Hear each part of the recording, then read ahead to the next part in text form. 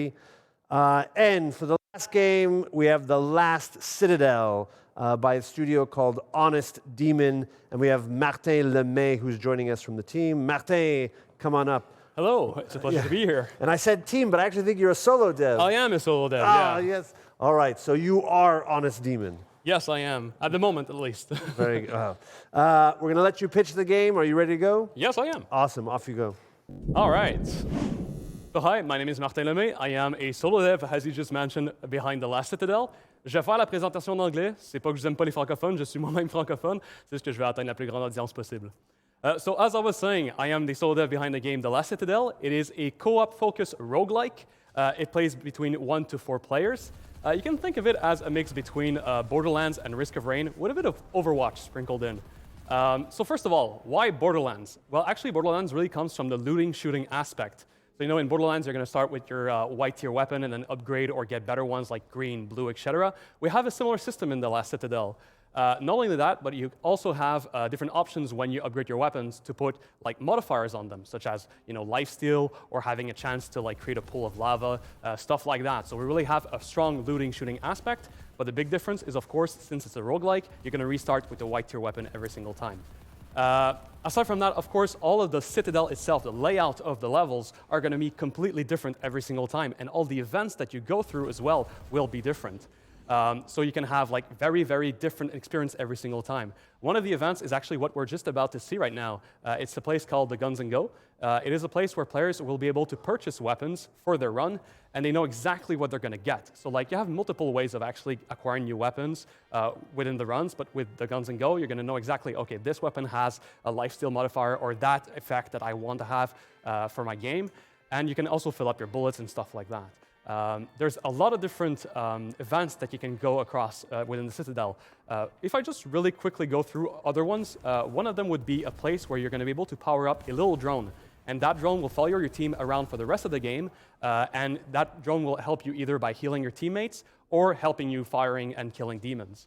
Another one would be a cursed weapon. So you're going to find like an altar with a weapon like kind of spinning around, and if you pick up that weapon, you're going to get something super, super strong, but that will also come with a negative passive. So something like, a good example would be a weapon called the Devil's Stomach, which is a grenade launcher that actually uses your own health as ammo.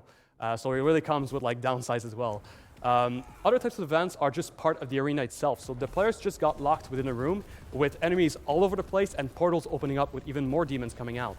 And the players really need to work together to survive these encounters. I did mention a bit of Overwatch sprinkled in earlier, and that is really where it shines the most. Because in Overwatch, you have like, a tank, a healer, or a DPS. Well, we have a similar system in the Last CItadel. It is not really like, oh, I'm picking that character, which is a healer or a tank, but you're going to make your own loadout. So when you customize your own loadout, you can select your suit, which will make you change your stats, basically like speed and health. But you also will select your 4 abilities, your passive, and your starting weapon. So you really have a lot of liberty on what you want to do with your build.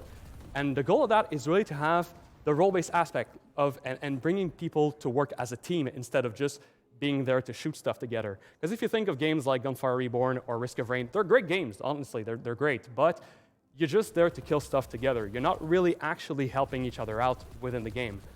So the goal here is really to push cooperation, and if you don't work together, if you don't have someone to heal your teammates or to pull aggro, it's going to be a lot harder.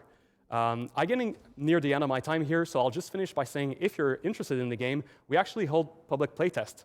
So the game is not in beta, it's not out, we still have a lot of work to do with the game, but you can try the game out completely for free. Usually these playtests open for like a week or two, and you can download the game, and the goal behind that is really to get player feedback. Know what works, what doesn't work. As I said earlier, I am a solo dev behind the game, so sometimes you try to make some mechanics, you think they're fine, and maybe they're not. So these playtests really help me know what works and what doesn't work, what needs a bit more work. And it's also a chance for you to try the game out, know if it's something that you want to play later down the line. So yeah, that's pretty much it. I actually have a bit more time, but yeah, I've done that. Well, maybe tell us if they do want to play the playtest. Oh, yeah, right. Actually, I forgot that. Very important. So if you're interested in the playtest, you can join either on our Discord or the Steam page directly or with a Twitter. So we announce it everywhere, of course.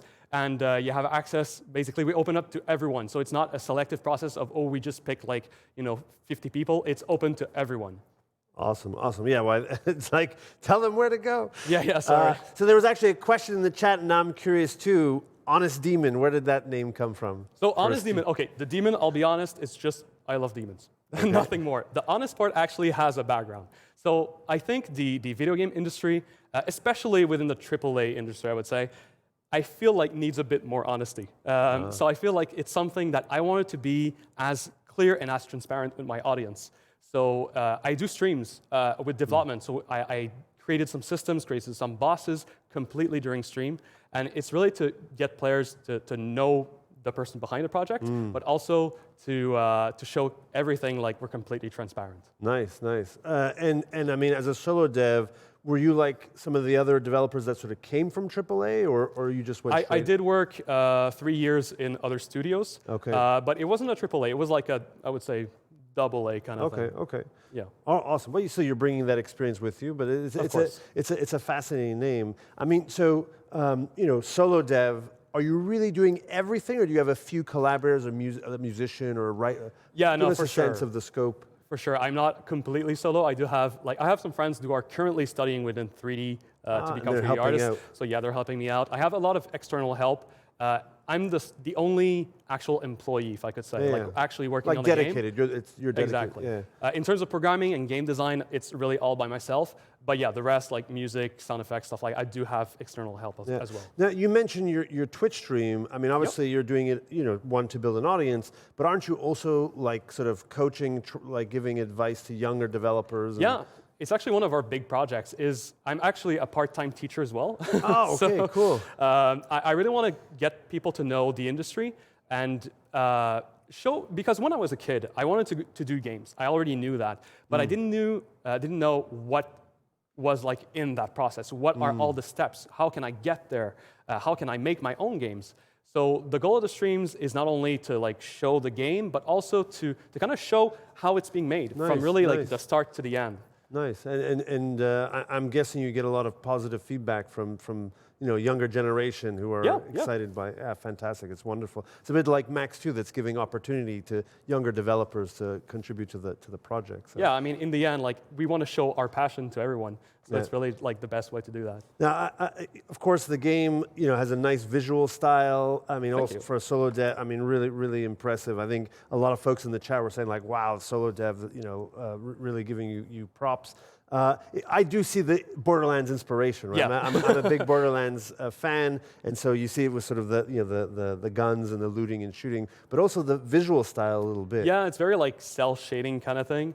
And it is, I mean, since I'm a solo dev, you kind of need to hide the details, because if you want to show everything, then that's where it's going to fall apart. So having a very stylized look actually helps to sell it. And it really came out, I think, well, which is perfect. I mean, and I'm just curious. Like to me, it's appealing. It's like, oh, I like Borderlands. This looks cool. Let me dive in and check it out. I wonder if you're getting sort of a similar response from fans. That was, I would say, like 3D is not my best category, if I can say.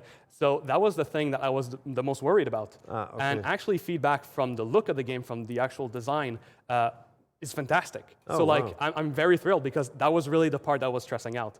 Well, I was going to ask you, like, what was the biggest challenge as solo? And I mean, you kind of said it was the 3D, but in the end, it seems they... Yeah. I mean, people seem to enjoy it, so perfect. I mean, I did my best, of course, using a lot of help from friends and everything. But in the end, I think it came out pretty well. And yeah, feedback has been great. So awesome. Excellent. And so you said that you're running play tests. Best places to go on the Discord. Because is there not a Steam page for the game yet? Yeah, there is a Steam page. There is. And actually, the playtests are being held on Steam directly. So to join the playtest, we post it everywhere. But the playtest itself is on Steam. So you're just going to get on the page, exactly, the button, join playtest. And as I said, it's for everyone. We don't do like a sorting thing or bringing people...